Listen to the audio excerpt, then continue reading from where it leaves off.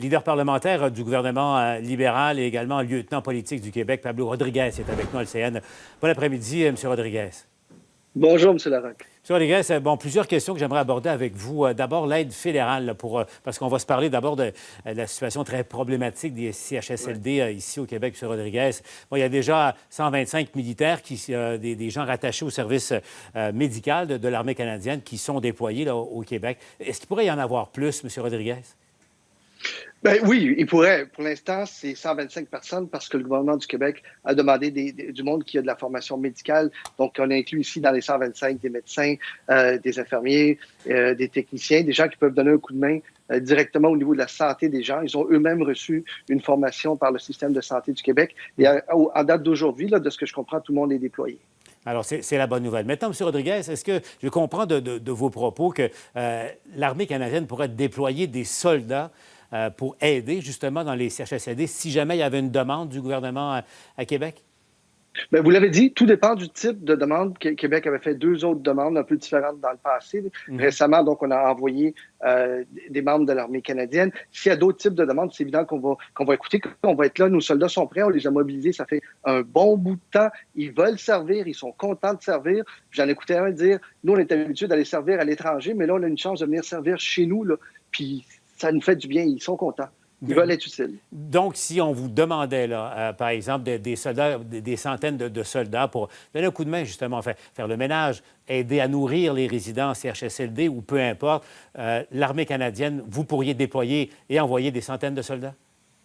Mais nous, ce qui s'est assuré, c'est de mobiliser des soldats, des hommes et des femmes à travers tout le pays. On parle ici de milliers de personnes qui sont prêts, qui ont du cœur au ventre, qui veulent servir. Et c'est évident que si Québec nous fait une demande, on va regarder ça. Puis nous, le but, c'est toujours de répondre de façon positive, que ce soit au niveau du transport physique, de transporter des choses qui soient lourdes, au niveau logistique. Il y a énormément de capacités au niveau de l'armée canadienne. Puis on veut répondre présent. Ça va dépendre des besoins, mais l'intention est toujours de venir en aide. Oui, mais j'arrive mal à comprendre. Comment vous expliquez ça que la demande n'est pas venue encore, M. Rodriguez?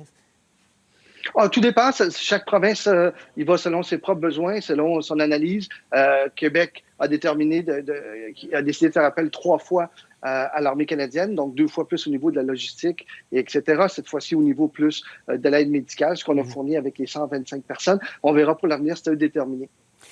On se pose la question, la Croix-Rouge, la forme des bénévoles en ce moment dans l'ouest de Montréal, et plusieurs se posent la question, pourquoi pas demander aussi à la Croix-Rouge de déployer ces bénévoles dans les CHSLD? Croyez-vous que ce serait une bonne idée? C'est possible. Je sais qu'ils sont prêts à intervenir. Je ne sais pas quel type de bénévoles exactement ils ont. Vous savez, parfois, c'est assez technique la façon de travailler au niveau des bénéficiaires, de travailler avec nos aînés. C'est des conditions très délicates. Donc, en général, ce sont des gens qui ont une formation puis qui en reçoivent même d'autres de façon plus spécifique pour pouvoir donner un coup de main là-dessus. Vous savez, si on peut mobiliser tout le monde, M. Larocque, quand je vois la situation de nos aînés, c'est tragique, c'est d'une tristesse épouvantable. C'est des gens qui ont bâti la société, on leur doit tout, là. C'est des gens qui sont aussi plus vulnérables que d'autres. Alors, on doit tout mobiliser ce qu'on peut pour être là pour eux, là. Alors donc, et je résume, M. Rodriguez, au fond, là, on pourrait déployer des centaines de soldats dans les CHSLD là, pour aider nos résidents. On pourrait mobiliser la Croix-Rouge également. Vous n'attendez qu'un coup de fil, c'est ça? Bien, tout dépend du besoin. Oui, il faut que l'armée puisse, de façon correcte et responsable, répondre aux besoins de façon efficace. Alors, on attend la demande, mais on va toujours essayer, encore une fois, de répondre présent. On veut être là pour nos aînés.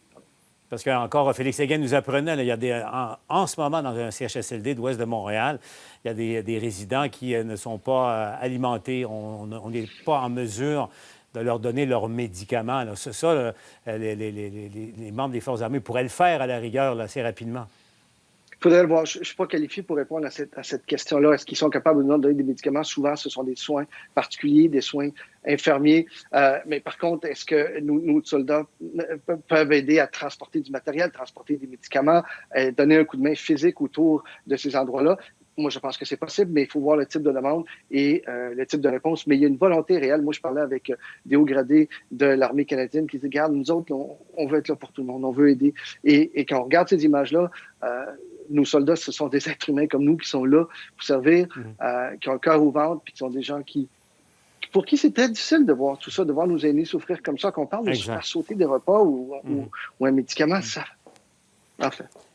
Alors donc, qu'est-ce qu'on attend pour vous appeler? La question est lancée. Merci, M. Rodriguez, d'avoir été avec nous à LCN. Merci, M. Larocque. Toujours un plaisir. Au revoir.